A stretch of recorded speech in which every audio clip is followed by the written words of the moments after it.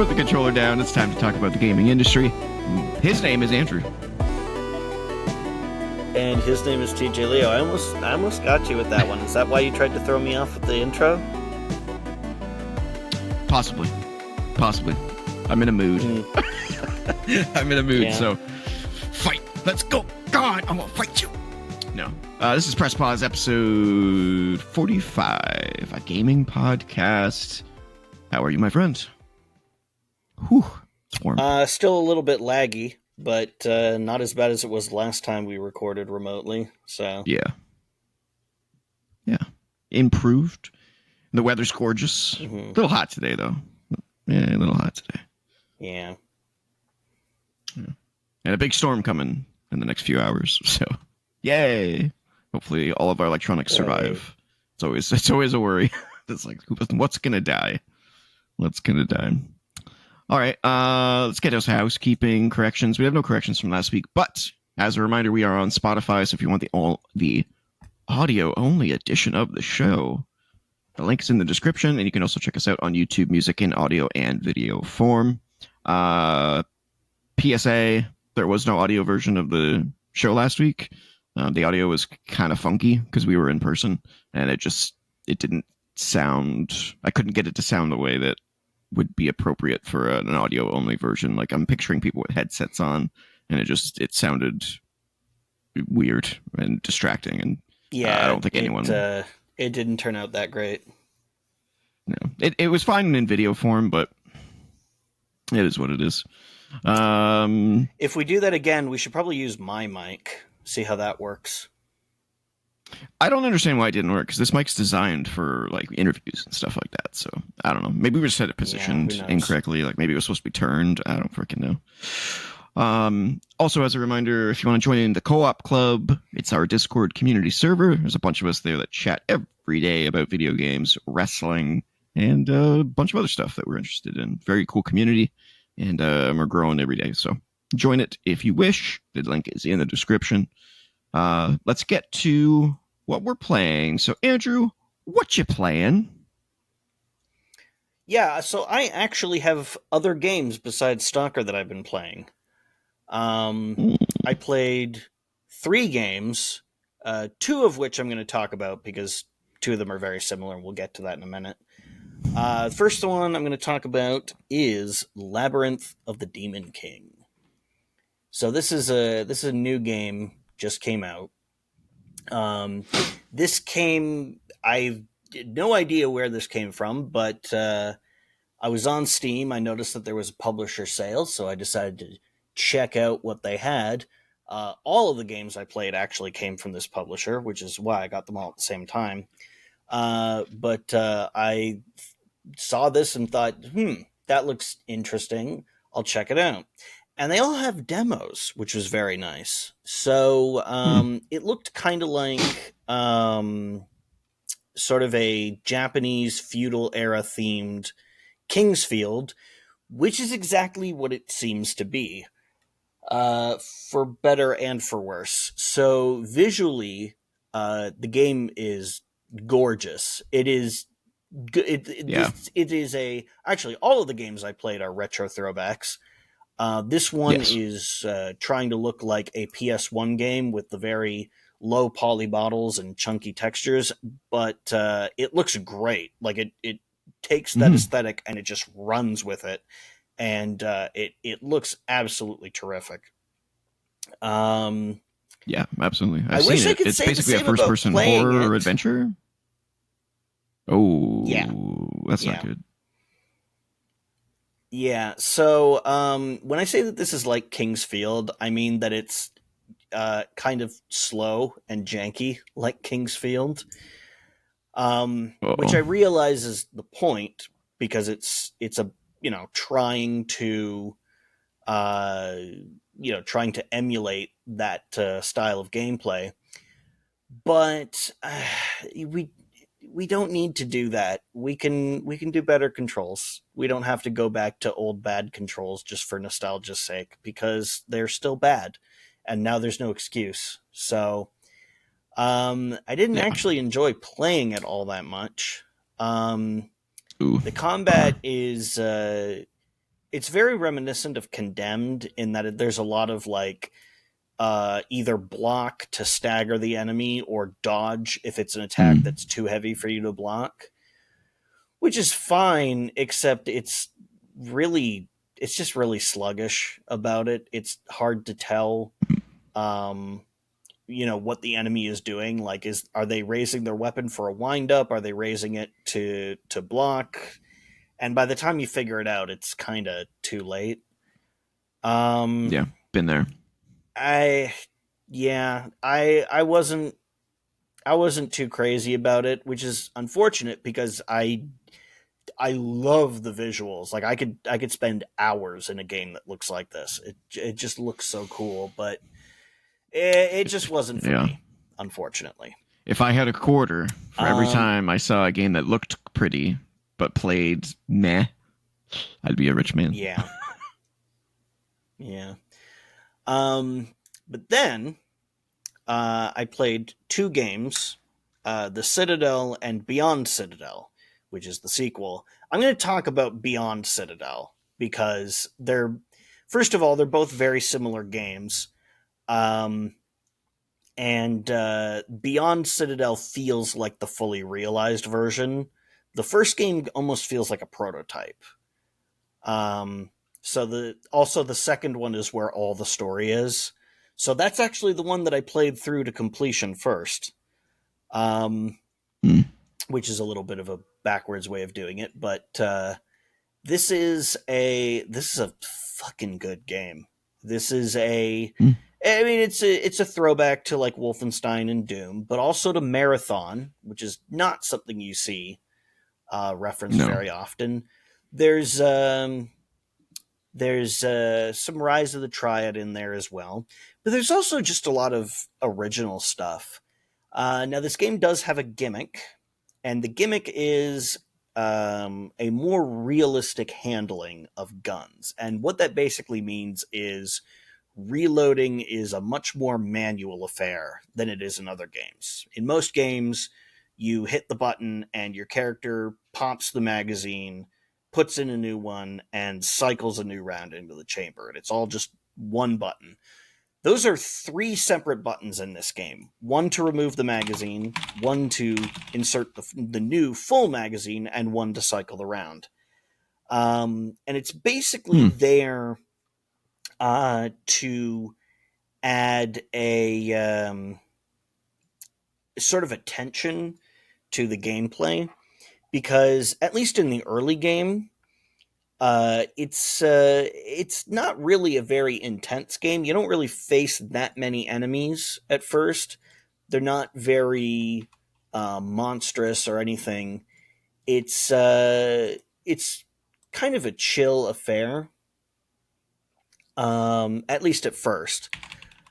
And it's all fairly, it works fairly well. Um, I will say it's a bit of an odd choice later on in the game, which becomes much more intense, and it kind of feels like superfluous at that point. Like, it went from feeling like a game that's trying to be sort of a realistic gun simulator to this simulation aspect in a game that now feels fully more like an arcade kind of jump in and go shooter. It's a bit of a weird choice, but I never found it to really take away from the experience. And here's the thing: if you Hmm. don't like it, you can just turn it off and just have regular reloading. I never felt compelled to do that, but it's the option is there if you like. So I appreciate that. Um, just really, really, really fun game. Lots of enemy variety, lots of weapon variety. There's also um, you have 10 weapon slots, but there's more than 10 weapons, and it's basically every ammo type in the game. You can carry one weapon that uses each. So you can carry one pistol, and there are three pistols in the game. You can only carry one, but they all function differently. There's there's a few different assault rifles. There's stuff like that. Um, and most of the weapons are pretty straightforward. They don't really get too sci-fi until the end, which is a little weird because this is a very science fiction-y game. But um, overall, pretty good arsenal. A lot of fun to use. Enemies are really fun to use it on. They all have locational damage, even though this is like a very like sprite based, billboard enemies kind of thing. They have Mhm. locational damage, and yeah, man, it's a lot of fun. It's a really solid throwback shooter, and I strongly recommend it with one asterisk. And anybody who's played the game will know what I'm talking about. I think I've heard It about does get this. a little it gets a little spicy at times. Um, Mhm. A little there's titular. I mean, yeah, there's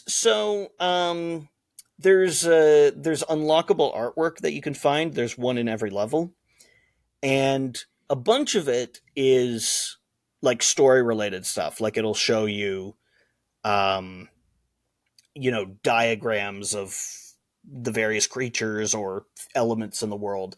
And some of it is just straight up erotic pinups. It's never hardcore, but like it's pretty, there's one where she's spread eagle and there's like just a thin piece Ooh. of fabric over her crotch and it's like, but whatever. It's like we're all adults here, whatever. Hmm. Um there is one other spicy element of it, and that's the backstory, which starts off as subtext and then very suddenly becomes text. Um, it gets a bit Lannister-ish if you've Ooh. seen Game of Thrones. Did you see Game of Thrones? No, but I know what you're referring to. Yeah, so there's a little bit of the well, a little bit. There's definitely a Cersei and Jamie Lannister thing, or there was going on between two characters who like this is in the past, but it relates to the game's story Creepy. in a few ways. The character that you play as is a clone of the sister in that relationship. Um, you bet to mark off a spot on the bingo card, but it's the gameplay mechanic has a bit of a brute force thing going on where there's a whole bunch of clones and the mind is transferred into each one when the previous one dies. Um, Hmm. and that's actually how your checkpoints work in the game. There's like a stasis pod that you find in the levels, and that's your checkpoint. And when you die, you respawn at the stasis pod, which is now empty because you are the clone that was in there when you found it. You've Hmm. died, and you've now been transferred into the new clone's body. Um, but that relationship is I've seen a lot of people uh, comment on it as a fetishistic thing, and like I don't know. I can't read the developer's mind, but it does play into the story because this is a very Hmm. like biblical thing. Like you won't understand this reference, but it's got a very end of Evangelion kind of thing going on because like the first thing you see in the game is like half buried giant angel women corpses, which is a very end of Evangelion image.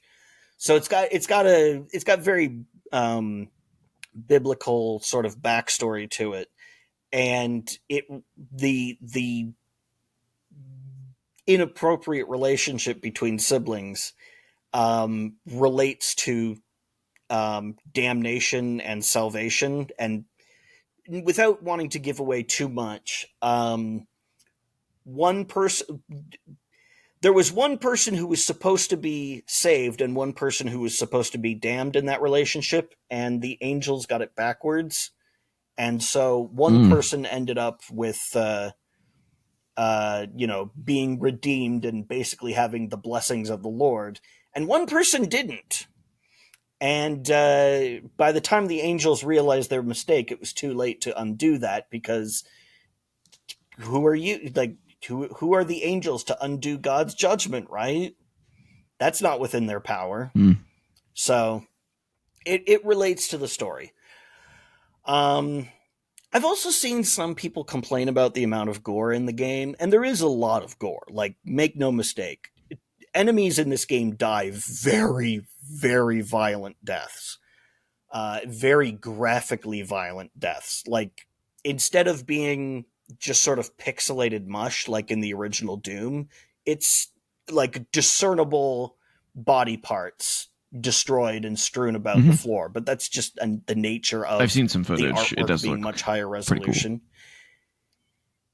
Yeah, it's super gory. I wouldn't even say that it's gorier than something like Doom Eternal, but it does hit a little bit different when the enemies you're fighting aren't horrific hell beasts, but instead are like human beings. All basically a bunch of anime girls underneath that mechanical cyborg armor. And it, at first, it feels a little bit gratuitous, but in a way, like, I think it actually makes sense, because with so many games, killing is just a mundane thing. Like, oh yeah, the enemy exploded, whatever. Here, like, you feel bad for doing what you've done to these it's impactful. people, which I think you should. I mean, if you put a shotgun at someone's face and pull the trigger, realistically, they don't just like ragdoll. You're going to blow half their head off. So when you see an enemy with half of their head missing and the expression of agony frozen on their face, you kind of go, oh, I mean, I was justified in defending myself, but fuck, I feel bad about that. You should feel bad about kind of killing like my someone. GTA 4 experience. So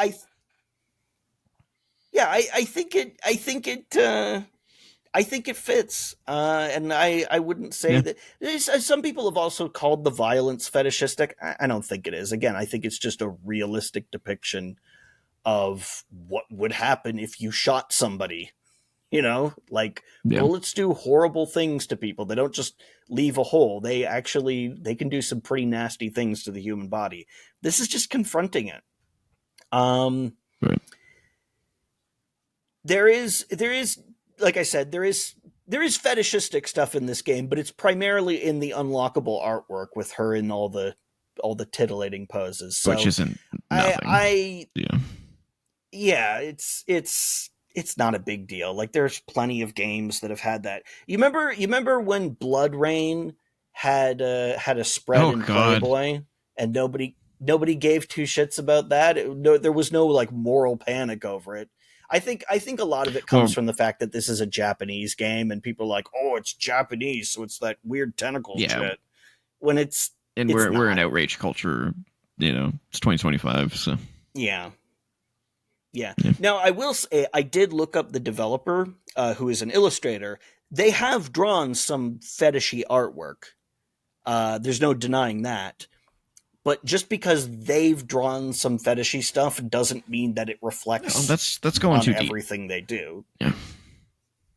No, I was interested in seeing their art, because they do, like, in general, lots of like biomechanical cyborg character art, which is a huge part of this game. But I mean, like, to judge the game based off of that. Yeah. That would be dumb. Yeah, I think people are largely being unreasonable about it. And the artist does have some really cool art. Shocking. Like, yeah, there's a character in this game whose cyborg body is almost like a caterpillar thing, but then they just have a head. It's like, wow, that's creepy and kind of cool looking. Like, I dig it. It's got a really interesting aesthetic. So yeah, if you're not bothered by something that people just said, okay, that's just part of the story in Game of Thrones, I think it's probably fine. I think it's probably fine to recommend this game. I had a lot of fun with it. It was good. It was. Do you want to give ratings on the co-op entertainment scale to either of these? Oh man. I can't call it best in class just because there's so many other good like throwback shooters that are all doing slightly different things and all doing them really well. But I would Mhm. say it does definitely it stands shoulder to shoulder with games like Head On and in a lot of ways like Sulaco, which are other retro throwback shooters from recent years that have been like really really good. So I consider it pretty highly. I wouldn't say it's at the top, but it's definitely up there. So I guess that would be Sounds like like an a 8 9 or a 9. There or an you 8 or whatever. go.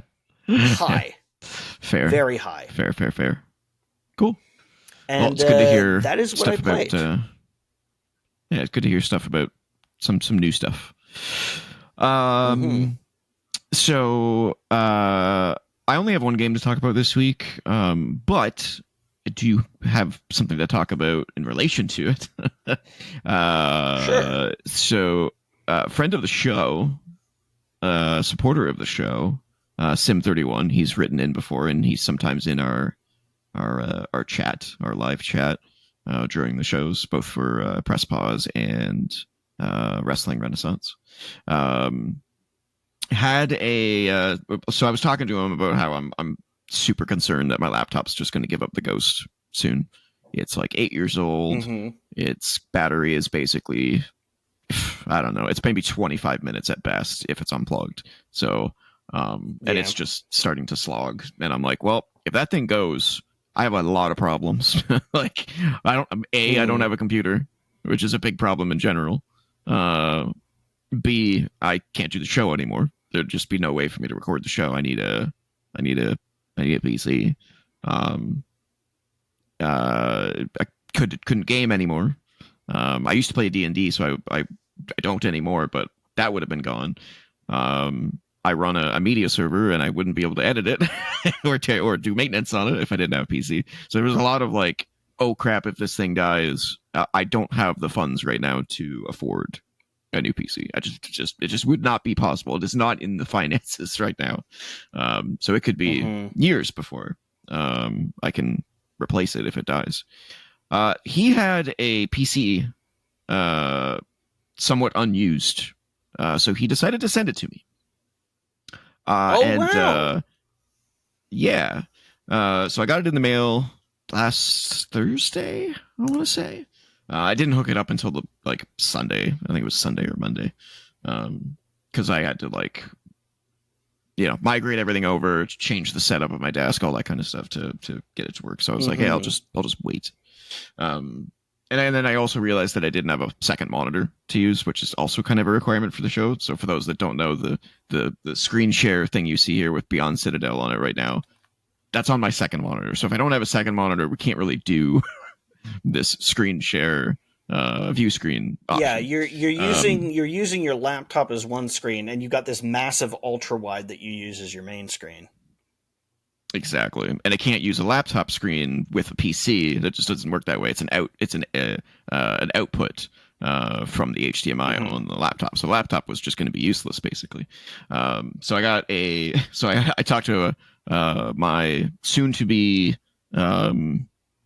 what is it, brother-in-law? I guess he'd be my soon to be brother-in-law. He had a 20-inch TV that he's now using. So Oh, he gave that to me. So it's just I have a 20-inch TV sitting on my on my desk. dude, you've got some It generous basically friends. I do. I have some awesome people in my life. That is definitely true. He got it on sale during the pandemic for like $90, something like that, and then he just didn't Oh use it wow. once the pandemic was over. So he's like, yeah, take it. I'll give it back to him once I can afford a second monitor myself, because I'd really like to have two ultra wides. That would be kind of my goal is to have two ultra wides. Dude, you're gonna have But to yeah, so I've got start the turning PC. your head to see everything on your screens. Yeah, gonna have to have a control center here. Yeah, exactly. Yeah. So the PC's hooked up. I'm on it right now. I've already rendered our Wrestling Renaissance show with it, and it's so much faster. It's insane. What used to take me about 5 hours takes me about 30 minutes now. So it is much more powerful. Um, the PC. I'm not up to spec on PCs these days. Like I haven't bought a new PC in 8 years, so like I don't follow PC hardware until I need to. You know what I'm saying? It's never been in my DNA to follow it when I'm not in the market for one. But this thing's pretty beastly. So it's got 32 gigabytes of I think DDR6 RAM. Runs on Windows 11. It's got an i5 3.5 gigahertz Intel processor. I believe it's Intel. Pretty sure. It has a Sim31's in their chat right now. He's saying it's 64 gigabytes of RAM, but I don't think it is. I looked up the system information on the PC and it said 32. So I think he might be mistaken there. Unless it's like 32 times 2. But it said 32 on the Windows thing. But then it's got a NVIDIA GTX 3070 for the video card. And a terabyte solid state drive. So when I hooked it up, I was like, well, I can PC game again. So that's cool.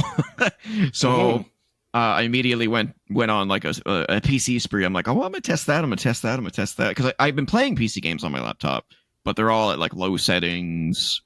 You know, some just don't work. So like, I was like, oh, shouldn't have bought that. Yeah. So I went on a little bit of a spree. I played, and I realized Game Pass. I have Game Pass on PC, so I was like, "Oh, I have a crap load of games sitting there. That's pretty cool." And two of the games that I really wanted to play are on Game Pass, and I didn't know that. And that's City Skylines 2 and Frostpunk 2. Yes. So I can't wait to get into those. I played a little bit of Skylines 2. I'm leaving Frostpunk 2 until I want to just like get sucked into it. So I'm leaving it for now because that game's like. It's like way up here on my must play list. So I'm just like, I need to wait until I get time. So I played a little bit of City Skylines 2, which is super impressive. The tech in that thing is just insane. I'm very impressed. But it is lacking a lot of the features of the first game, which is what the main complaint is. So, yeah. I played Satisfactory a little bit. Very cool game.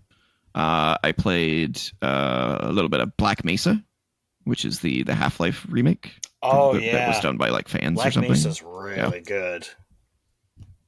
Yeah, I played like the first 30 minutes or so, just enough to kind of get a feel for it. And I was like, oh, this is bringing back memories. I like it, so I'll be playing that. They shortened On a Rail, which is like the worst part of Half-Life, so they shortened that. It's great. Cool. Yeah, I can't wait to play that. So a lot of these games I'll probably talk about more in the future. Outpost, Infinity Saga, I've heard a lot of, or Infinity Siege, I've heard a lot about that. So I played a little bit of that. That was really cool. That was the first game I actually had to tweak the graphic settings lower because I was like, oh, it's chugging for the first time. I'm like, damn. But man, that DLSS, super impressive tech. Holy shit. Yes. Let's see what else I play. I also played a little bit of Caravan Sandwich, which we've made fun of the name of that game on the show before. Gorgeous game, absolutely beautiful. It's kind of slow, and there's no combat in it. It's kind of just like an exploration narrative game. It's fine, but I'll continue it. Played a little bit of Sons of the Forest. Didn't get sucked into that as much as I thought. So I'll have to revisit that. I don't know why it's not sucking me in.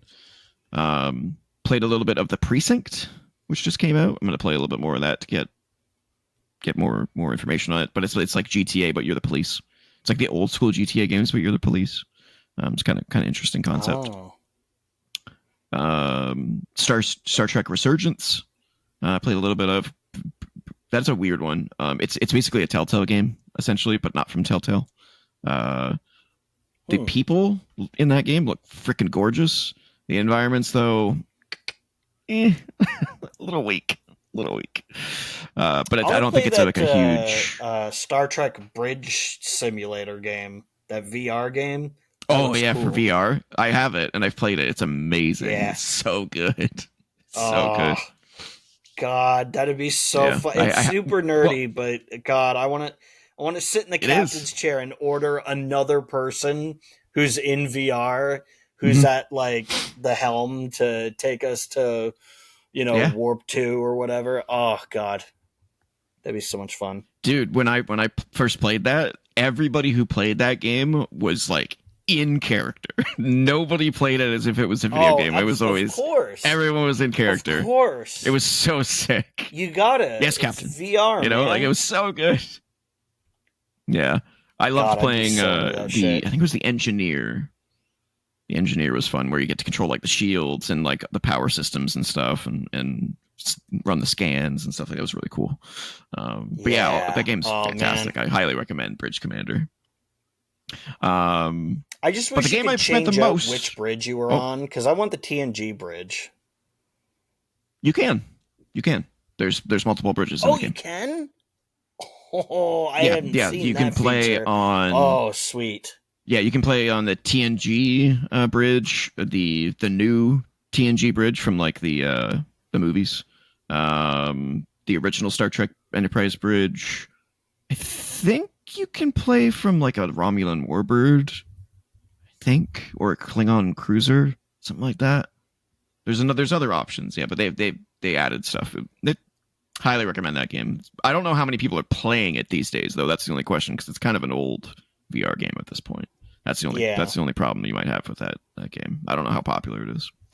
But I digress. The game that I have spent the most time with is actually a game I returned to.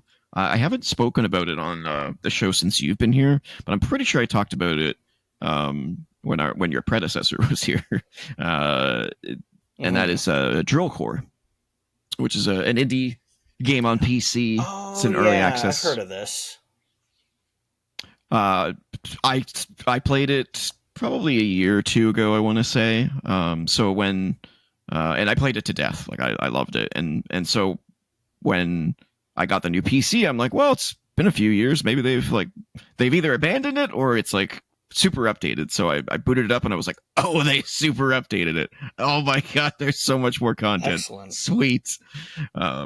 So for those of you who don't, this game's really hard to kind of explain. So I included a screenshot here so you can kind of see what the game is. So it is a tower defense / resource management / exploration game. So there's a day and night cycle. This one is a day cycle that you're viewing here. So during the day, you build up your base and you send your miners. Do I have a cursor? Yeah, you send your miners into the base and dig through randomly generated parts of the mine, and you have to get these like gems. There's different kind of gems. Some of them are for immediate use in the match, we'll call it, in the level, we'll call it. And then some of them are like permanent resources that you can use once you're done the level to upgrade things moving forward. And then up here is your drill that drills down deeper, and you build like base buildings that contribute to your defenses, contribute to how quickly your miners mine, because you have the miners that drill, you have the guys that come to pick up the stuff once the guys get it out of the dirt, because they have to come down and grab it. So like this little green thing here, that there would have to be a carrier to come down, grab it, and then bring it back to the core in order for you to accept it and to actually have it. Mm-hmm. And then you also have to have soldiers. And you can see the counts up here in the top right corner. So this guy's got 4 engineers, 1 carrier, and 3 soldiers. And that's like your cap, your limit for how many people you can hire at once, which you can expand using these base expansions, etc., so on and so forth. So you do this during the day. The day lasts about, I don't know, 2 or 3 minutes, maybe 4 minutes. I've never actually timed it, but it's around there. And then at night, this shaft that goes all the way up to the surface, you start getting attacked Space Invaders style by creatures. And all the way up the sides of the shaft, you put turrets. And there's like 100 different turrets that you can build and different strategies you can use to eliminate them. And if they get down all the way to the bottom of the shaft, they can attack your core. This is your life bar here for the core. If that reaches 0, it explodes. So you have to. It's just a cycle of how deep can you drill, versus how long can you last, and the waves get more difficult the longer you stay. So it's kind of like almost an extraction shooter in that regard. That the longer you stay, the more difficult it's going to be to get out. So it's a risk reward thing. The one thing that's very confusing to me about this screenshot is how many resources he has. There's no way this is real. That's no way. This guy's on God, like using cheats or something. This guy's got like 83, 186, or 200. I never go like more than like 15 of these, maybe 5 of these, and like maybe 10 of these. So I don't know what he's doing. I have no clue. There's some cheating going on there for sure. And then also some of these buildings will give you abilities, and that's what these are in the bottom left and bottom right hand corners. So in the bottom left, these are your daytime abilities that can help you in the mine. So like this one here, if you activate this one, it sends like these two little drones down into the mine to pick up stuff automatically, so your guys don't have to do it. So it kind of speeds up the pickup process. I don't know what this one is. Don't recognize it. And this one here is a worker boost. So he's actually using it right now. You can see this circle around. So like all your units that are within that circle will get a boost to their speed ×2 for like 10 seconds. It's just like abilities to help you manage. And then your nighttime abilities are stuff to help you defend. So at night, he's got this one, which sends up 3 drones that will actually seek out enemies and shoot them in the air. And this one, I'm not sure what the lightning bolt looking one is. But yeah, it's super addicting. The gameplay loop is like, it's one of those games where it's like one more match, one more level. That's all I want to do. It's fantastic. I love it. Some people think it's very repetitive. But if you're a fan of that, like risk reward gameplay loop, tower defense, pushing it one level further, how far are you going to go? This is the game for you. It's really, really fun. So highly recommend. I'm a little disappointed, and it's not even finished yet. I'm a little disappointed that you didn't know what the lightning ability was, because I was hoping you were going to say it's going to electrify the shaft. That would be easy. That would be very easy. Yeah. No, I don't. I think it might be a speed boost to the turrets, I think is what it is. So they shoot faster. Like they have like a faster rate. Oh, and you can also upgrade the turrets, and like there's layers upon layers upon layers of different stuff. And the amount of like the buildings, I think there's probably like 150 buildings that you can pick from, and you unlock more as you play. You level up outside the game. Like there's just tons of layers to it. So highly recommend it. Super addicting. It gets really difficult though at times, so keep that in mind. But only as difficult as you want it to be. Yeah. So I'm looking forward to stretching this PC to its limits and see what I can play now that I can actually play PC games. So big thank you to Sim31 for that. It's keeping us on. It's keeping me online. It's keeping me online. I'll say that. Yeah, fantastic. And now I can actually utilize my PC Game Pass because it's kind of been sitting there useless. And we can co-op on games that would run on your laptop. Exactly. Yep. Yeah, I messaged you about We Were Here. I'd really like to try that if we can at some point. It's like a co-op only puzzle exploration game. There's like 4 or 5 games in the series at this point, so kind of curious how that is. I think it's compared to like, I don't know, like Portal 2's co-opness. Oh yeah, just with no portals. Did that. Mm-hmm. So we'll see. We'll see what happens with that. But yeah, lots of games to play. All right. Do you know what time it is? Ooh, is it letter time? It's letter time. Old School Legend writes back in. Old School Legend returns. The return. I don't think this question is as much for you as it is for me, because I don't think you've played this particular game, but he asks, is The Last of Us 3 needed? Or is the series good with just part 1 and part 2?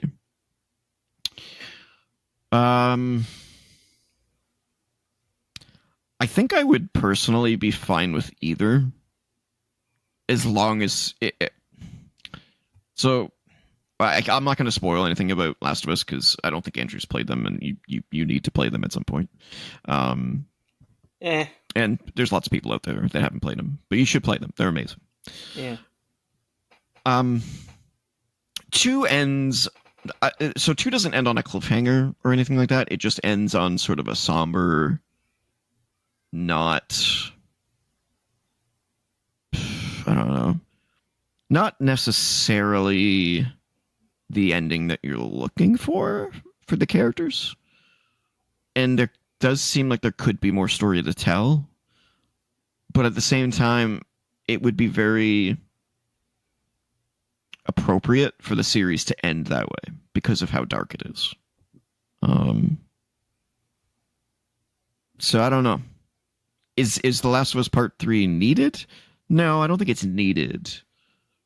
But I do kind of want to see it, you know. Maybe not. I'm glad they're taking a break from it with Intergalactic. Hopefully that game's fantastic. But I do hope they return to it on PlayStation 6. Because there's no way they're going to make another game on PlayStation 5. There's no way. It's not going to happen. So, yeah, I hope that answers your question. I don't think it's needed, but I do think it's probably wanted. There's like the game controls so well. I kind of wonder, what are they going to do for the TV show? Like, they're not going to just do the 2 seasons, are they? So, The Last of Us Part 2, the game, is season 2 and 3. So they've already confirmed season 2 and 3. So that is a big question of like, is the TV show going to stop at season 3 and wait for a third game, or are they just going to end it there and the game ends there? Like, what's going to happen? Because we've all seen. That's what I mean. Like, we've all seen what happens when a TV show goes beyond its, you know, it's material that comes from other places. Game of Thrones. Yeah. So maybe not a great idea. They should probably stop at season 3, but we'll see. Thank you for writing in, Old School Legend. Appreciate you. Thank you. Always. All right, let's move on to the Metacritic Check-In. What do we got this week? So we got 4 games this week to check up on. The Midnight Walk, I think we did check in with this last week, but it was early, so we haven't really seen a significant amount of reviews yet. But there's tons now. So it is sitting at a 79 critic rating, but an 86 from people. So it's doing pretty well. Doing pretty well. I'm very, very interested in playing that. Yeah, I think it's probably a better VR game, is my guess, because that's kind of the way it was meant to be experienced. But, you know. The Precinct also came out this week. That's the game I told you that was... It's kind of like a GTA, an old school GTA-like, but you're playing a cop. I think that was probably a little bit too generous in terms of like its gameplay style. So it's not top-down view. It's kind of like an angle, like an isometric angled view, and you're behind the character. So it's like a 3D, but you're behind the character from like a high vantage point. You can get into cars. You have to arrest people. You know, pursuits, shootouts. You can drive a helicopter or fly a helicopter and do the spotlight thing. You can call in spike strips. Calling for backup. You know, it's kind of interesting. I played a good hour of it. I think there's a demo available, so if you want to check it out, the demo is on Steam. Yeah, for those of you who are interested, it's sitting at a critic score of 65, but a user score of 75. So I think it's doing better with people than critics. I like the phrasing implies that critics are not human. They're not people. They're critics. Well, I find that sometimes the objective opinion is not necessarily doesn't necessarily reflect the fun factor of the game.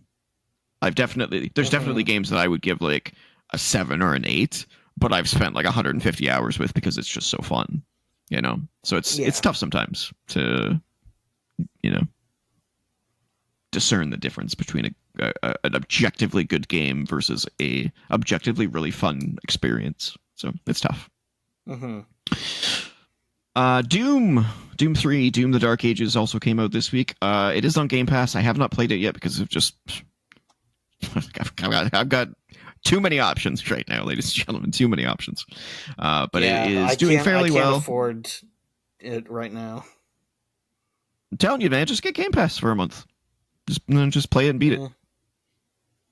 It only costs you like $12. It's not too bad.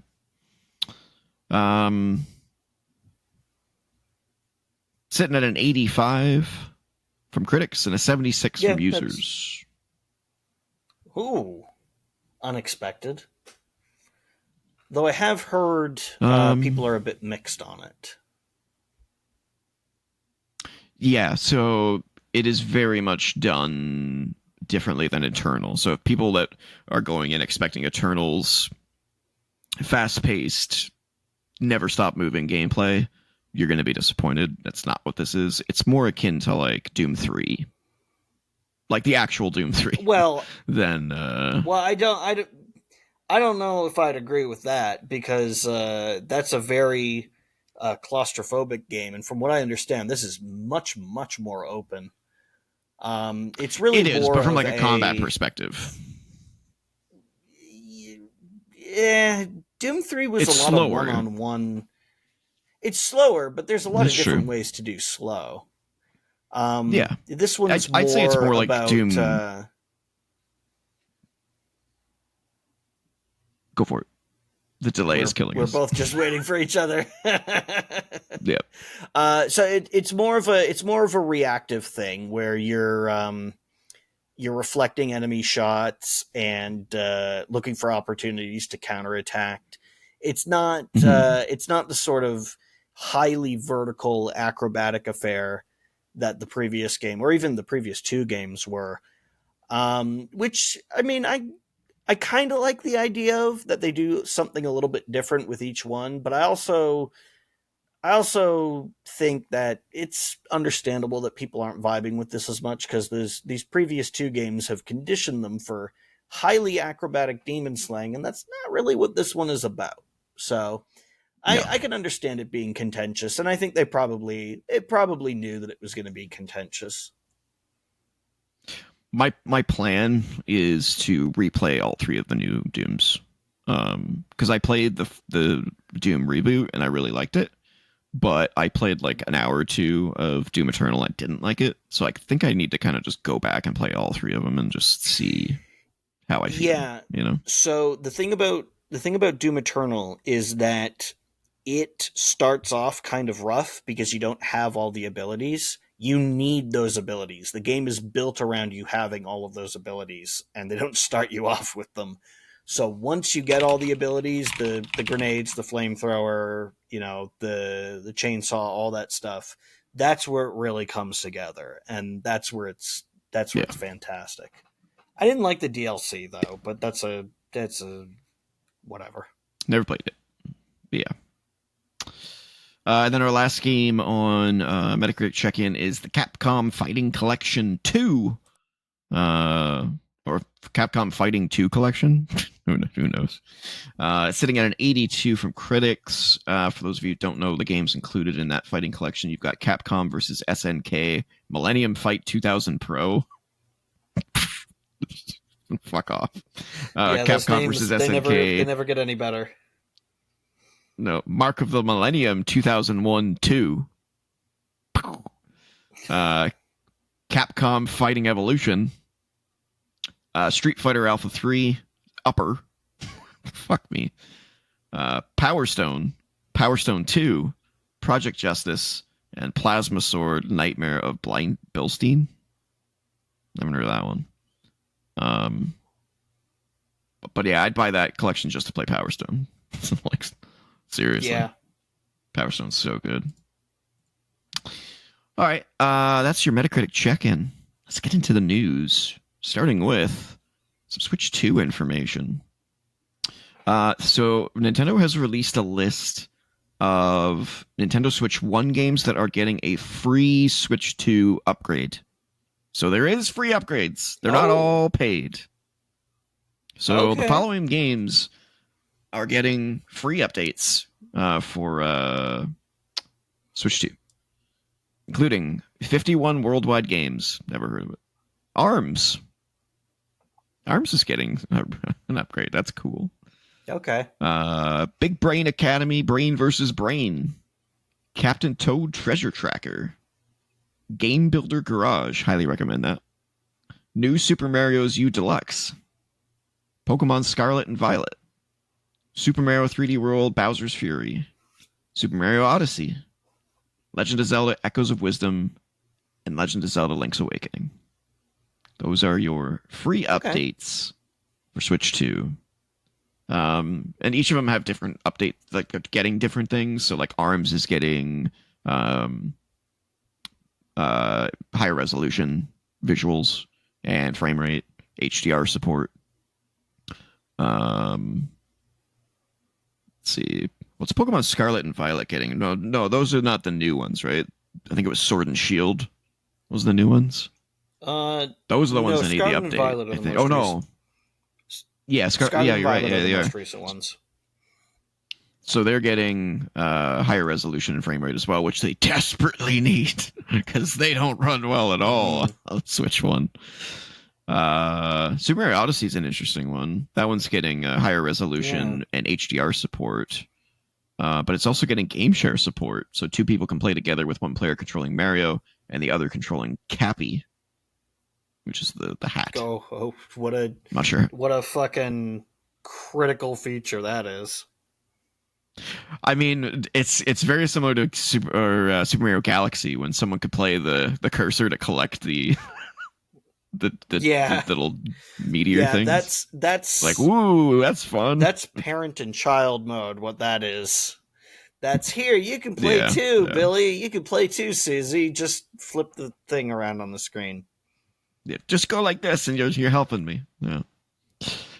The Zelda games are getting higher resolution and HDR support as well. So pretty cool. Good stuff. Thanks, Nintendo. Yep. Appreciate you. Next piece of news. Marvel 1943 Rise of Hydra has been delayed to 2026. It was originally scheduled for fall 2025. Now it's scheduled for early 2026 with no specific release date. For those of you who have never heard of this game, this was a game from Sky. Okay, this is a big game. It's just been hiding, as it were. So this is from Skydance Games, and this is Amy Hennig's new game. For those of you who don't know who Amy Hennig is, she was like the Uncharted lady. So, yeah. She also wrote Legacy of Kain Soul Reaver. There you go. Yeah. So there was a hint that they're going to release new information or show off the game soon, which isn't too surprising considering we're only like 3 or 4 weeks away from the Summer of Gaming E3. Like that's second week of June, something like that. Although we haven't really heard any release. There's not a whole lot of buzz going around that yet. Usually by now we're hearing a lot about it, so I think the floodgates are probably soon to open. But yeah, this is an action-adventure game featuring Black Panther and Captain America. So yeah, hopefully it's great. It's only had one trailer, and it was like a Unreal Engine 5 kind of a tech demo trailer thing. It looks good, though. All right, next up. Fairgames is in trouble. Shocker. Sony's live service woes continue as PlayStation executive Jade Raymond exits Fairgame developer after external tests sparked concern. The game has been reportedly delayed to 2026. Jade Raymond has left Haven Studios, the Sony-owned developer behind online multiplayer shooter Fairgames, with the game reportedly delayed following an external test and yet another blow to PlayStation's live service ambition. According to Bloomberg, Raymond exited the company she founded several weeks after an external test of Fairgames apparently didn't go down so well. The game was due out fall 2025, but is now delayed to spring 2025.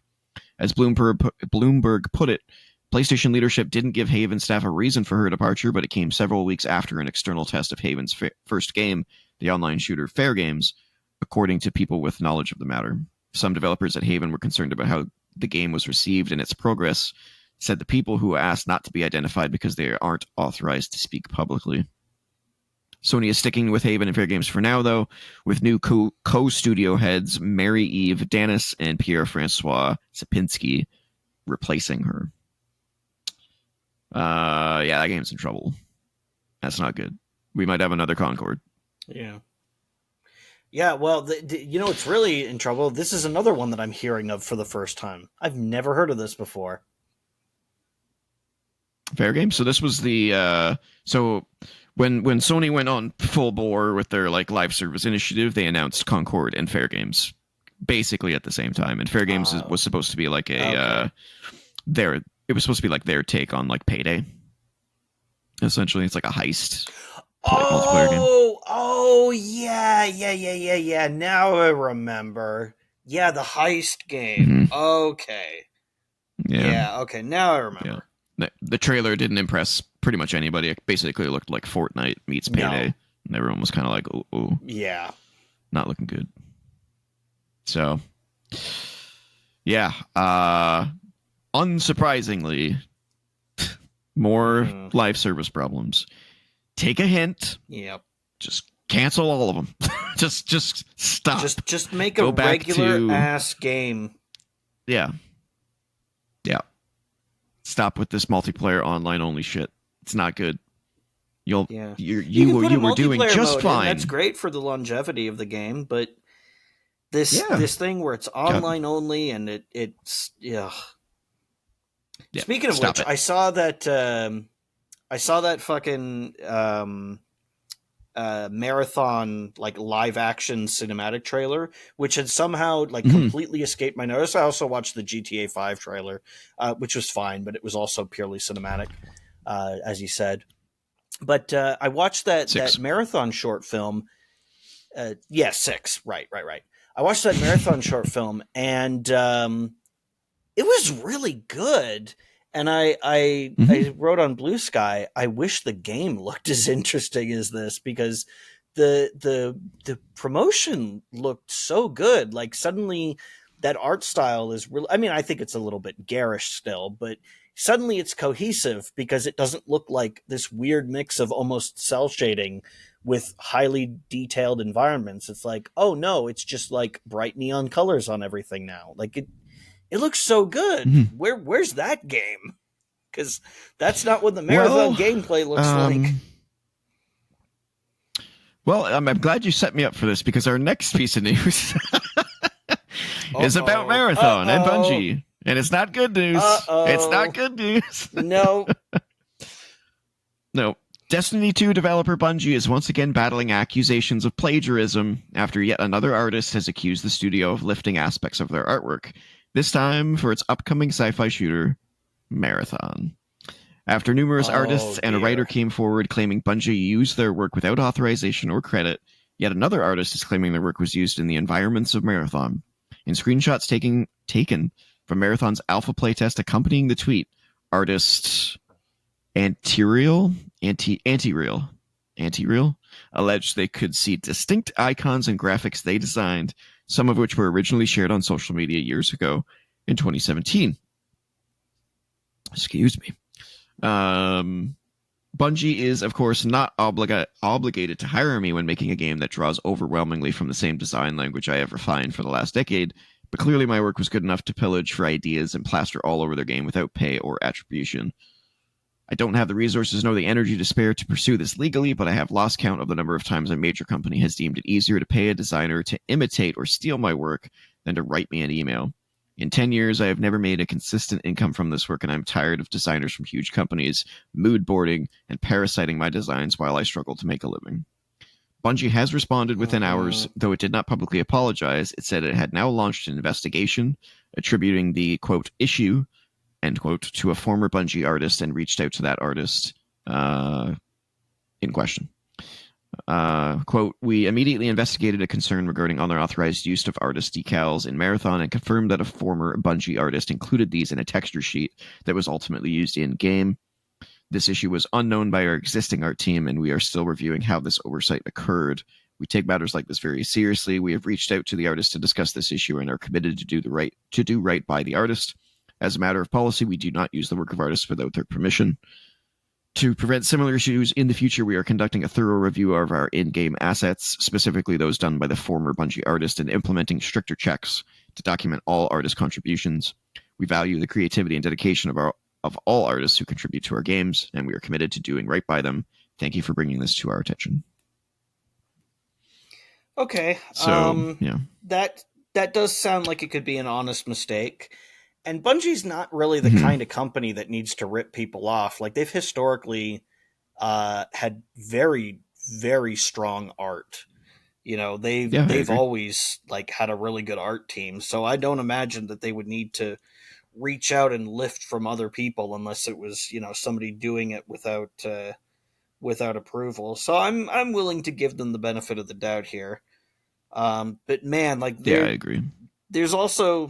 There's got to be a system in place to audit this stuff more rigorously, because this shit shouldn't happen in the first place. I know it's hard to catch everything, but like, this happens too often. It's not just Bungie. Like, this shit happens all the time, where you'll see like people, they'll post their fan art of like Disney characters, and then in a few years it gets used at Disney World because somebody who worked at the park just Googled, you know, Mickey Mouse pictures and found a cool one and thought it was an official piece of Disney art and not a piece of fan art or something like that. You know, like, there's just not enough checks and balances in place to keep this kind of thing from happening. And I wish that, you know, there were. I wish that people would take this more seriously from the get-go so that this shit doesn't happen in the first place. But it's good that they're addressing it now. Yeah, they've definitely had one of the better responses, I think, to an issue like this than we've seen recently. It didn't feel like corporate speak. It felt like a legitimate, like, oh shit, we didn't mean to do that. Yeah, it felt like somebody cared. And yeah, exactly, right? So, props to them for that.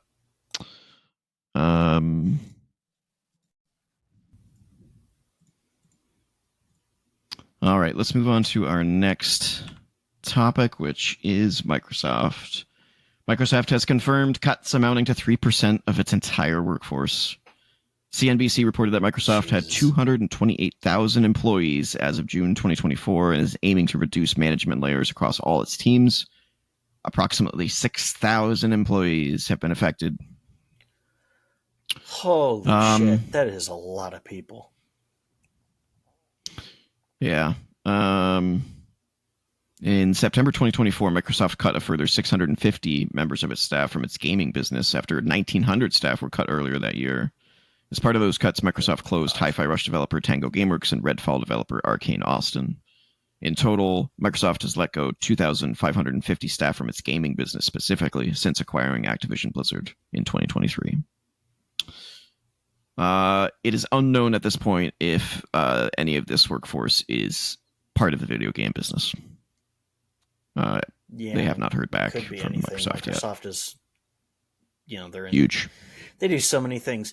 Does the side of that building look like a fat PS2 to you? It's got those same ridges. That's I just funny. Noticed that. Yeah, that's kind of, yeah. All right. I didn't know whether I wanted to bring this one up, but I thought it was probably pretty important. Intergalactic and Naughty Dog are in the news. Not necessarily news as much as it is just like a little peek behind the curtain. but maybe not a good one. But not against Naughty Dog. More of just against the gaming community. The article reads, back in 2020, Naughty Dog, the studio behind The Last of Us Part 2, as well as Abby actor Laura Bailey and director Neil Druckmann, responded to the online harassment and death threats they had received following the game's release. For those of you who don't remember that, there's a major character that dies in The Last of Us Part 2, and people didn't take it very well, and decided that the best way to deal with their frustration was to harass actors and the director of the game and threaten them, because that's the way you deal with heartache and frustration. Fast forward to 2025, and Druckmann has been boot camping Intergalactic the Heretic Prophets Tati Gabrielle on The Last of Us Part 2 online hate that occurred 5 years ago, in preparation for what might be coming as a result of simply playing the protagonist in Naughty Dog's upcoming video game. Naughty Dog revealed Intergalactic the Heretic Prophet at the Game Awards in 2024. It featured a star-studded cast that include I hope I'm saying her name right, Tati Gabrielle, from the Uncharted movie as protagonist Jordan A. Munn, and Kumail Nanjiani, I think is how you say his name. Kumail Nanjiani. Nanjiani, that's it. Of Marvel's Eternals as a man called Colin Graves. In a March interview with Alex Garland. Of Marvel's Eternals, that's the role that they're going to cite for Kumail Nanjiani. They're not going to pull up any of his other work, like Silicon Valley or something. No. Come on. Yeah. In a March interview with Alex Garland, the writer of Zombie Movie 28 Days Later, Druckmann talked candidly about the development process, confirming Intergalactic has been in the works for 4 years already. Quote, I joke about this with the team. We made a game, The Last of Us Part 2. We made certain creative decisions that got us a lot of hate. A lot of people love it, but a lot of people hate that game, Druckmann said, to which Garland joked, who gives a shit? Druckmann said, exactly. But the joke is like, you know what? Let's do something that people won't care as much about. Let's make a game about faith and religion. Yeah. Intergalactic the Heretic Prophet takes place in an alternative historical timeline and features a pretty prominent religion which has changed and bastardized and evolved over the years. This whole religion takes place on this one planet, and then at one point all communication simply stops. And you're a bounty hunter that's chasing her bounty, and she crash lands on this planet. So many of the previous games we've done, there's always like an ally with you. I really want you to be lost in a place that you're really confused about what happened here.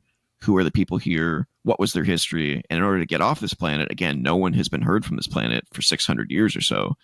If you have ever hoped to have a chance to get off the planet, you have to figure out what happened here. And now, speaking to Entertainment Weekly as part of promotion of The Last of Us Season 2, Gabrielle revealed Druckmann's preparation as she begins life as not just a movie and TV star, but a video game star. Quote, Neil's been boot camping me. I know Troy's experience. I know Ashley's experience. I know Laura Bailey's experience.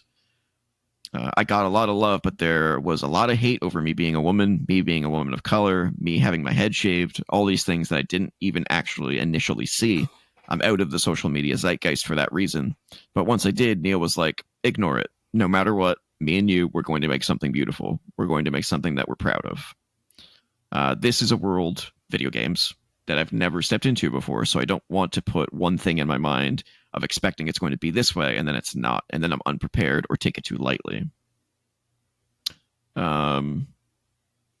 Pretty sad that the gaming community is that pathetic that they're having to prepare people for backlash just because, not because of anything else other than the fact that she is a woman and she's got her head shaved in the game.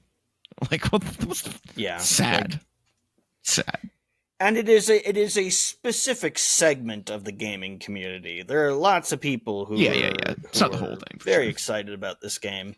And look, I have issues with the way Neil Druckmann says things and the way he does things, but I will say, I think his attitude here is the right one. Just don't give them the time of day, because what they want ultimately is a reaction out of you. Just, do the work and enjoy the thing you're doing. Don't give them one. Fuck the haters. Yeah. Yep, I agree. 100%. All right, next up. Steam. Valve has dismissed recent reports that Steam platform suffered a major data hack, confirming there was not a breach of Steam systems. While some users were concerned about reports that over 89 million user records were compromised, Steam's own analysis determined that while there has been a leak of older text messages, those one-time code SMSs did not include any personal data. In a statement posted to Steam, Valve said that after examining the leak sample, it has been determined customer data has not been compromised. The leak consisted of older text messages that included one-time codes that were only valid for 15-minute timeframes and the phone numbers they were sent to. The leaked data did not associate the phone numbers with a Steam account, password information, payment information, or any other personal data. Old text messages cannot be used to breach the security of your Steam account. And whenever a code is used to change your Steam email or password using SMS, you will receive a confirmation via email and or Steam secure messages. Valve did, however, take the opportunity to remind players to set up the Steam mobile authenticator to provide two-factor security, as it's the best way to send secure messages about your account and your account's safety. So yeah, just a PSA. Notice that there was a minor breach, but it doesn't seem to have compromised anyone's passwords or information. Yeah, I just mean, something to be aware of. Still a thing. You don't want people getting your phone number who are going to do malicious things with it. But with regards to the security of your Steam account, it sounds like it's all pretty. Safe. Yeah, above board. Yep. And the numbers weren't associated with accounts or anything, so they just have a list of phone numbers basically and text messages that don't say anything of any note. Yeah. So. Yeah, at worst, you're just going to be put on a, like on a spam list, which everybody is anyway. So it's not the end of the world. Yeah, for the people that are annoyed by those things, just go on like a service like Aura, and they'll surf the dark web for your shit and delete it. Yeah, if you're that paranoid about it. Yeah, until it gets put back on, but it's a constant battle. Yeah. I thought this one was kind of funny and interesting. Hot on the heels of revealing a number of discarded video game ideas and even an idea for a forgetting video game where the main character gradually forgets important information and abilities if you take too long a break from playing, Kojima has revealed he has left his staff a USB stick of game ideas for after he dies. As reported by VGC, Kojima issued the morbid revelation to Edge magazine and discussed his change of thinking that occurred during the pandemic. Quote, turning 60 was less of a turning point in my life than my experiences during the pandemic. I fell seriously ill at that time and also had an eye operation. Until then, I didn't think I was old, I just didn't feel my age, and I assumed I would be able to create for as long as I live. But then I became sick, and I couldn't create anything, and I saw lots of people around me passing away at the time. I was confronted with death. Of course, I recovered, but now I was thinking, wait, how many years do I have left to make a game or a film? Maybe I only have 10 years left. This reevaluation not only caused Kojima to take on a number of new projects, but to create the USB stick, kind of like a will, which he hopes will help secure the future of Kojima Productions following his death. I gave a USB stick with all my ideas on it to my personal assistant, kind of like a will. Perhaps they could continue to make things after I'm gone at Kojima Productions. This is a fear for me. What happens to Kojima Productions after I'm gone? I don't want them to just manage our existing IP. He goes on from there. It's a pretty long interview, but I thought it was kind of interesting. He's such a cool dude. Dude, I fully expect that Hideo Kojima will be the first person who is successfully preserved in a jar like Futurama. Like I just assume he'll go for that. You know what I know? You know what I think is going to happen is that after he dies, let's say like 5 years later, maybe even like the week after he dies, he's just going to have had this secret game that he's kept hidden and then just releases it. He's going to have it in his will. Release this game immediately following my death. You know what I mean? It's like, what? Oh, yes, 100%. Because you know what he'll do? He'll look at David Bowie, who released Black Star like 5 days before he died, and he'll be like, yeah, I want that. Like, either release this right before I die or right after. Yeah. Yep. Of course. And it'll be a game that tries to reconcile like mortality and stuff the way that the Black Star album does. Yeah. That's 100% 150%. his shit. Yep. All right, just a couple of small ones here. Killer Instinct Gold has been added to the Nintendo Switch Online library. There's a logo I haven't seen in a while. Love Killer Instinct Gold. So good. Combo Breaker. Ultra Combo. So good. Love that. I gotta play that again. What a game. So good. Just to hear that guy deserves an Emmy for his voice work in that game. So good. Yeah. All right. And the last piece of information we have here is PlayStation Plus game catalog for May 2025 has been confirmed. The following games will be released for PlayStation Plus extra and premium game catalog subscribers, of which I no longer am. My subscription officially ran out, so I no longer subscribe to PS Plus, so I do not get access to these games. It hasn't been worth it. They're nowhere near as good as Game Pass. They need to step it up in order, and especially given the price. The price is outrageous. It's like what, $225 a year or something like that for the premium yeah, thing. It's like, no. So the following games are coming: Sandland for PS4 and PS5, Soul Hackers 2 for PS5, Five Nights at Freddy's Help Wanted, PS4, PS5, Battlefield 5, PS4. Why don't I remember Battlefield 5? Oh yeah, the V. That's why. This one I thought was interesting. Stalker Legends of the Zone trilogy, PS4, PS5. I think this is like the enhanced edition that they announced. Yes. Cool. Unfortunately, I won't be able to, unless they have it on Game Pass too. They might have it on Game Pass too.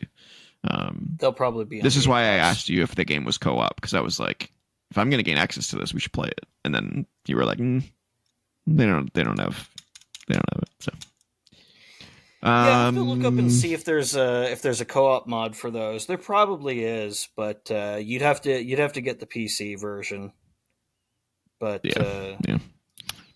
I'm sure somebody's done it. The modding scene for those games is crazy. For sure. Grand Blue Fantasy Versus Rising, PS4, PS5. Humankind, PS4, PS5. Story of Seasons: A Wonderful Life, PS5. That's the Harvest Moon series. And Gloomhaven, PS4, PS5. And also a classic game is coming as well, Battle Engine Aquila. And that, as they say, ladies and gentlemen, is that. Gloomhaven is a game that I really wanted.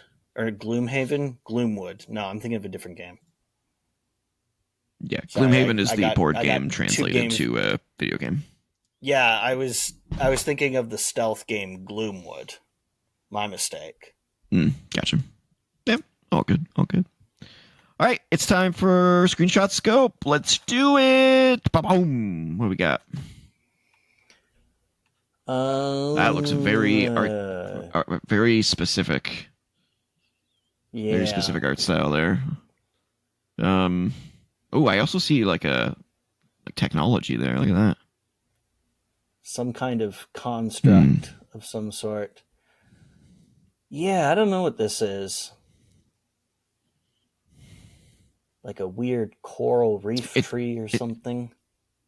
It's also very blocky. If you notice, like, see, there's like everything's very like blocky. Yeah. Not quite voxel, but like it's blocky. Yeah, I don't know. I recognize this, but I artistic choice. Yeah, I say skip. Not sure enough. I need more info. Skip this one and see if the next one gives us anything. Oh. 66. So it's gotta be a Lego game. Oh, is this Horizon Lego? Oh, maybe.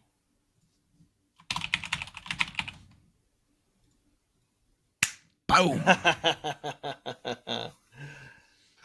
Yeah, there it is. Yeah. Good call. Nice. All right. Whoa. What in the... Oh, no. Oh, no. Where did all my history go? Because you changed computers. Yeah, but my browser history was saved with because I'm on Chrome. Why didn't it save that? That's weird. Uh-oh. Well, You have to we'll get know out your where we laptop are. and figure out Yeah. which ones we've done and make note of it. Or maybe this will be redemption. Hmm. We can get the ones we fucked up and Redo act them like it all. never happened. Yeah. Yeah. I don't I don't recognize know what this. this is. No. No.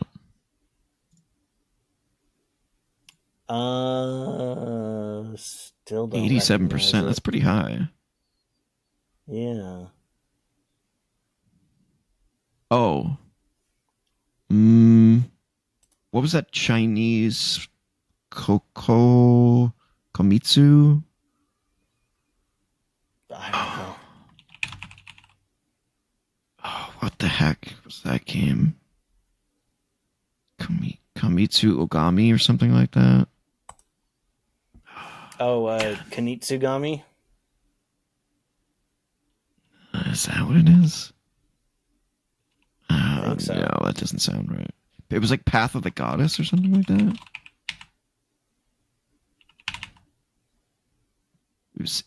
It was like a Chinese or Japanese name followed by a. Try Kitsunugami. Spell it for me. KITSU.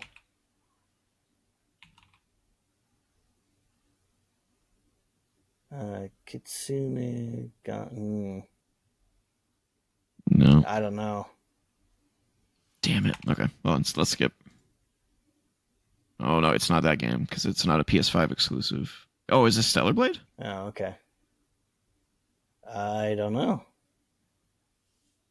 Maybe you try it. Oh, it's either Stellar Blade or maybe Final Fantasy 16. No, it is Final Fantasy Try 16. Stellar Blade. No, it's Final Fantasy 16. This is that Obacho or whatever that octopus creature. See the teeth? Yeah. Oh yeah, there you go. God, that game's good. Can't wait to replay that. So good. Yeah, can't wait to play that. Oof. It's It's ugly. It's PS3, PS2 gen, one in there somewhere. I'd say PS3. Yeah, the textures are kind of nice, except for that one rock, and then it's hard to say. Is this a Souls game? I don't think so. I mean, it might be Dark Souls 2. That's the one I haven't played. You can always try that. Just put that in there. Nope. 87% though. This is Another looking more like game. a PS2 game now. Yeah, I would say so. Don't recognize it though. I have no idea what that is. It is exactly we've got a PS2 UI.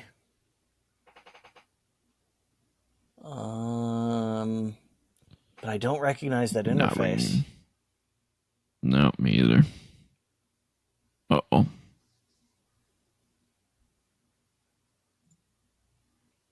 Okay. Well, this could be a lot of things now. Is it SOCOM? Could it SOCOM could be one of the Ghost Recon games. I don't know. Try SOCOM. Although it says FPS. That's true. And SOCOM was a third person. True. So maybe it is Ghost Recon. That's true. Which one? Advanced Warfighter? I don't know. No, that was 3. Oh god. Well, let's just try the first one. No, it's not Ghost Recon. Oh, that's third person. That's got to be SOCOM. Okay. Sure. Oh god, which one? Go with 2. Oh wow, it is 2. That is not an FPS. Okay. You are No, You guys that's are on a crack fuck there. up on their part. Yeah. Oh. Oh, Axiom Super Verge. Metroid? No, it's Axiom Verge. I can tell by this little goblet here. If I'm wrong, I will be very sad, but I'm 99.9% sure. Go for it. Oh, but you can see why I zoomed in. I would think that was Super Metroid, right? Yeah, yeah. It's a Super Metroid That's the like, most so Super absolutely. Metroid And it's shit I've ever seen. yeah, it's a great game.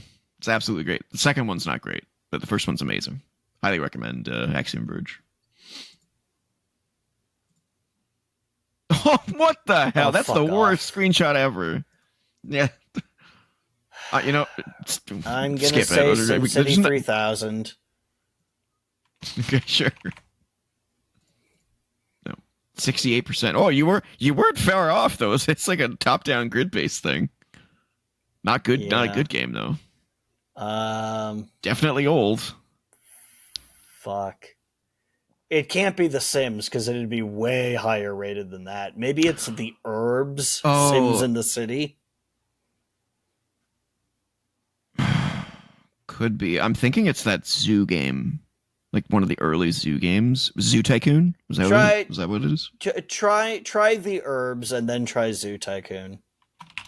Herbs. It was the Herbs with a Z. Oh, they don't even have it in here. All right, then try Zoo Tycoon. Oh, there you go. I'm on fire today. What's happening? Yeah. Damn. All right. Is that a fucking dinosaur that was in there? Yeah, you could do. That looks ugly as fuck. Holy shit. Okay, so stay with me on this one. I'm going to throw out a crazy guess and say Odama.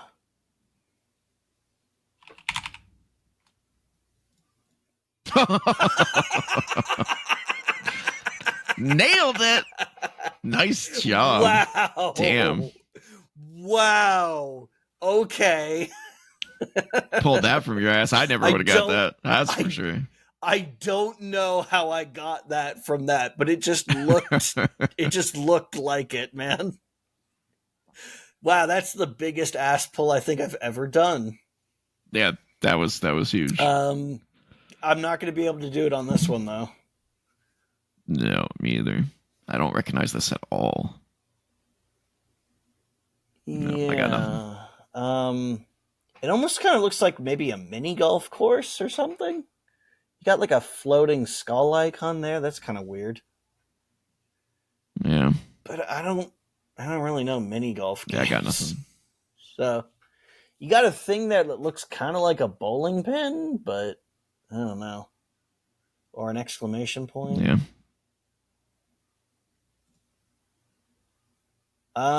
We got UI here, and it's decently well received.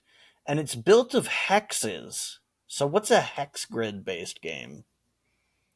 God, if we'd played this game, that UI would give it away instantaneously. That's so much interface right there. Yeah.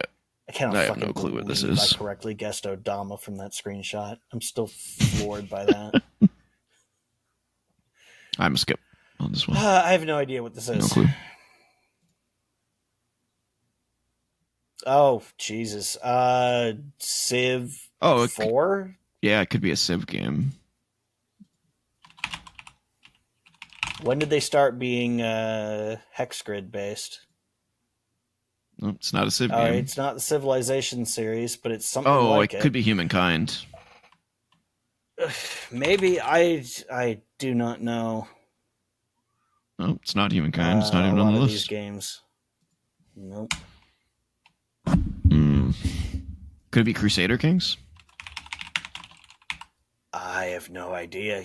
We could try. Nope. I have no idea what this is. Yeah, I don't. This is a genre that I'm not super familiar with.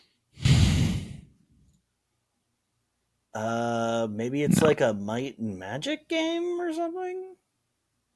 Are the Might and Magic games like Yeah. this? I don't think so.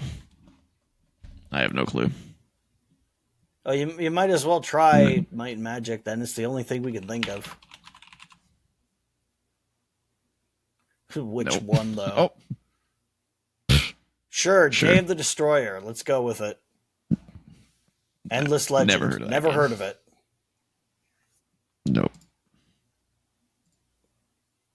Oh, and we've been there before. All right, we'll end it there because I don't know. Yeah, that's the end of that. So I don't know where we were. So I'll find that out for the next game and make sure to get this fixed. I'm not sure. Maybe go to the top and do like 1, 2, and 3. Sure. Because we were working our way back. I think we may have done that, but we'll have to see. We'll Mass see. Effect 3. Yeah, there you go.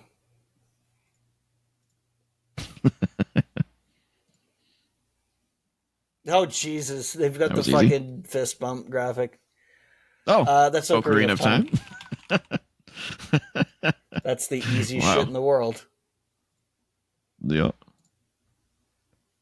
Oh, Outer Wilds. Don't know. Damn. Oh wow. We are on fire today. Well, they've also started with some kind of obvious ones. Let's do a few more. Ooh. That's pretty. I think this might be Expeditions. Oh wait, this was done in 2022. The game wasn't out yet. Red Dead Redemption 2? Maybe? No, there's no area in the game with like a red dust. That was in the first game. Maybe it's the first game. Or technically the second game. I know the Red Dead Revolver people are going to jump down our throats for saying, what about Red Dead Revolver? I think it might be Forza Horizon 4. I think it was like a desert game. No. Ooh, okay, that looks way different than the first one. Yeah.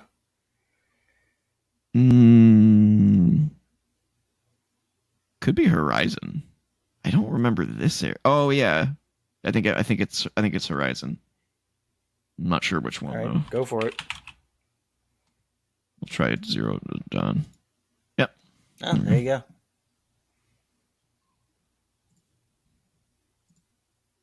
Oh, Secret of Monkey Island.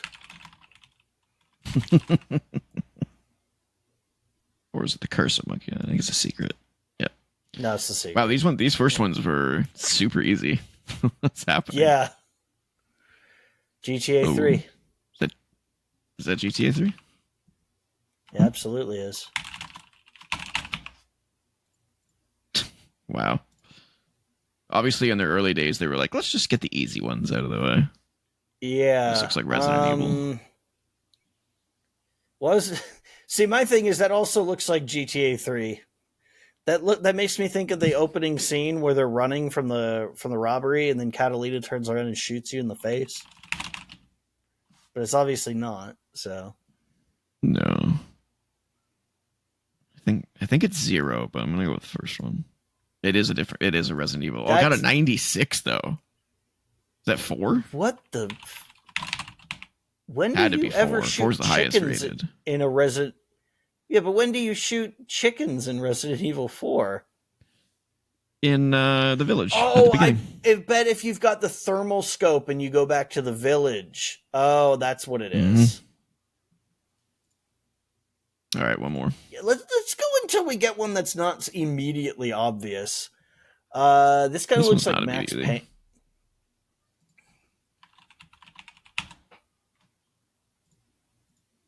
Nope. 95? Oh wow. Holy balls.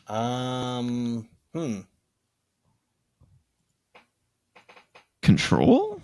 Yeah. Maybe.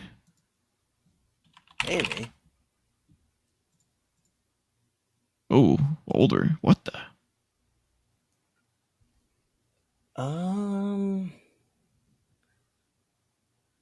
Jeez, I don't know. It looks kind of familiar, but... Oh, no, 90, there's no way it's a 95%. Yeah, I don't know. What were you thinking? Like Modern Warfare 4 or something? No, I was thinking Resident Evil 5, but there's no way that game got a 95 on Metacritic. There's no fucking way. That game is not a 95. No. I'm a skip on also, this this isn't eye-searingly green enough to be Resident Evil 5.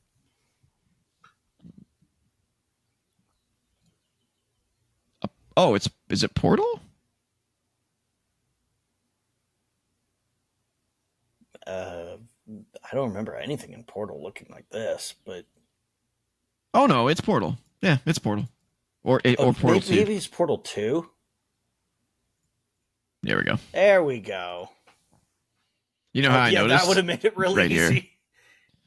No, this is how I noticed. See the glass, like, remember those casings at the beginning of the game? Yeah. Yeah, that's what gave it away. All right. We'll do one more. We'll leave it at the 10 so I can remember that we went to 10. I don't know, Shadow of the Colossus? That's what it came to mind for me, too. It kind of looks like Shadow of the Colossus. Ah! Yeah, there it is. Yeah, they are just picking kind the easy ones at the beginning. Yeah. That makes sense for it to start off. It's like, let's do the easy ones. All right, ladies and gentlemen, this has been Press Pause Gaming Podcast, episode 45. If you want to reach me on the socials, I'm at TJ-Leo.